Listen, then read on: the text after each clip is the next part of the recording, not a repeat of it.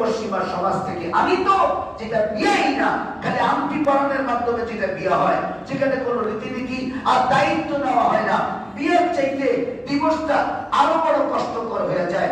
আরো বিয়ে করবা তুমি, কিন্তু চাইলে ওই মেয়ে যাত্রার সাথে রাত্র যাপন করতে পারে। এটা কোন ধরনের বিয়ে আমার বুঝে আসে না। আমি নিজের থেকে বলছি না, নিজেরা যাচাই করে দেখেন। ওই কি বলে পশ্চিমা সমাজের রীতিনীতি, আপনি আপনার বিবিকে বল প্রয়োগ করতে পারবেন না, আপনার কাছে থাকতে বল প্রয়োগ করতে পারবেন না। সে যেখানে ইচ্ছা, তার মন যা চায়, আমারও পরানো যাহা চায়।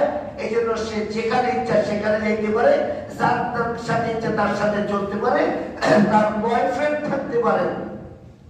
আমার বিবাহিত স্ত্রী, তার থাকবে বয়ফ্রেন্ড, আর সে চলবে অন্য পুরুষের সাথে, আমিও বাধা দিতে পারবো না।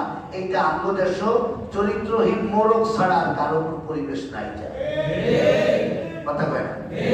মোরগের অভ্যাস এরকম, একটা ডাইরেক্ট এলাকার সব মুরগির লগে যথেষ্ট পরিমাণে যথেষ্ট শারীরিক সম্পর্ক স্থাপন করে।